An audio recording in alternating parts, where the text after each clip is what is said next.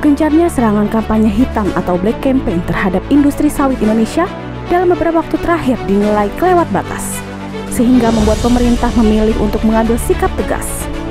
Presiden Republik Indonesia Joko Widodo dalam satu kesempatan bahkan telah menyatakan bahwa upaya diskriminasi terhadap komoditas sawit Indonesia di pasar global, terutama Eropa, tidak bisa didiamkan begitu saja. Bila selama ini sikap Indonesia oleh sebagian pihak masih dinilai cenderung defensif, mulai saat ini Presiden Jokowi memastikan bahwa sikap dan strategi yang akan dijalankan oleh pemerintah terhadap beragam serangan black campaign yang datang bakal lebih ofensif dan galak. Indonesia akan terus berjuang melawan diskriminasi yang ada dalam komoditas sawit. Kita tidak mau lagi untuk defensif. Saya bisa pastikan bahwa ke depan kita akan lebih ofensif untuk melawan segala serangan diskriminatif yang ada, ujar Jokowi kepada media beberapa waktu lalu.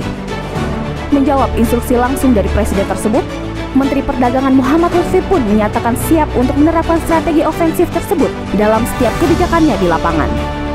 Dalam kesempatan berdiskusi dengan para pimpinan redaksi Massa Nasional, Menteri Lutfi menjelaskan turunan dari strategi ofensif yang telah digariskan oleh Presiden. Berikut ini kutipan dari penjelasan tersebut. Yang pasti itu adalah bahwa kita ini barangnya itu pabriknya lebih baru, harganya lebih murah, lebih efisien, lebih baik, dan kalau kita mau bicara masalah sustainability tentang keberlanjutan, kita ini lebih sustainable dibandingkan dengan apapun yang mereka ngomongin gitu loh. Nah, cuman memang di masa yang lalu kita itu belum sempat mempunyai satu offensive atau defensive strategy atau tidak mempunyai strategi di dalam masalah-masalah tersebut. Tetapi sekarang dengan posisi Indonesia, kita sekarang bisa hire salah satu legal team yang paling baik. Jadi saya tidak begitu ragu di dalam masalah-masalah tersebut karena kita bisa melihat kok apa yang mereka tuntut itu kadang-kadang lucu gitu ya.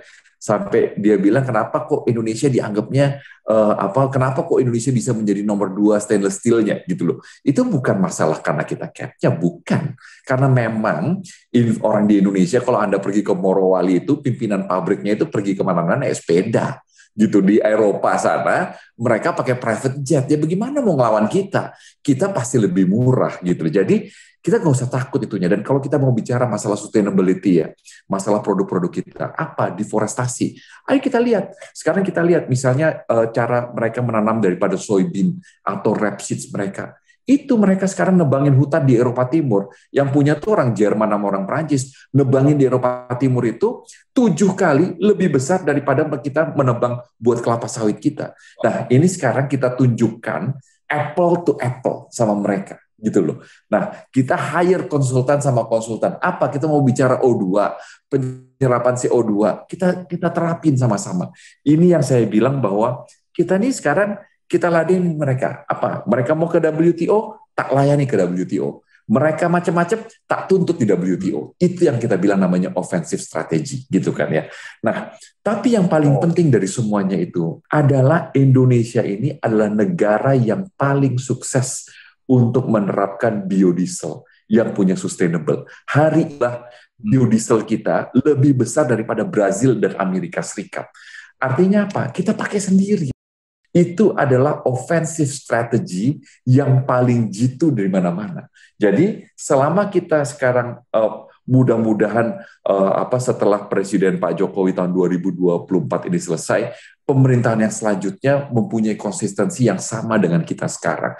Jadi itu adalah offensive strategy yang luar biasa. Nah, ini yang sekarang kita kerjain supaya bisa jalan. Memang masalah daripada campaign kita itu memang boleh dibilang kita ini masih dini dan awal ya. Karena begini, mereka itu campaign itu sudah sampai di sekolah-sekolah. Anak saya ini lulusan dari Jakarta International School. Itu bisa cerita, kita lagi ngobrol gitu kan ya, marah-marah dia sama saya urusan kelapa sawit gitu kan ya. Terus dia bilang begini, Pak, Bapak tahu nggak itu kelapa sawit itu bunuhin orang hutan, katanya gitu. Terus saya cerita sama dia, kamu tahu nggak bahwa orang hutan itu sangat penting. Tapi orang beneran itu jauh lebih penting daripada orang hutan, saya bilang gitu. Itu dia diem dulu, terus dia ketawa gitu ya. Mereka itu, saya tanyakan kenapa kok Devi bisa ngomong begitu. Mereka itu sudah campaign itu sampai ke sekolah-sekolah. Sekolahnya bukan sekolah di Eropa, sekolahnya itu di Indonesia. Nah, itu lewat Jakarta International School itu mereka sudah jalan. Jadi secara sistematis. Tapi karena jumlah orang di dunia ini tumbuh jauh lebih cepat daripada kepentingan Eropa, saya yakin bahwa yang kita punya ini mempunyai masa dan mempunyai waktu yang lebih besar. Jadi, jangan mau menelan mentah-mentah black campaign dari pihak luar. Yang terkadang tanpa kita sadari, hal itu justru dihembuskan oleh pihak-pihak yang tidak suka Indonesia maju dan berkembang di masa depan. Ingat, siapa lagi yang akan mendukung kemajuan Indonesia kalau bukan kita?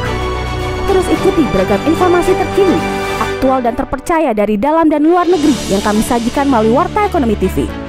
Sampai jumpa di video-video kami selanjutnya.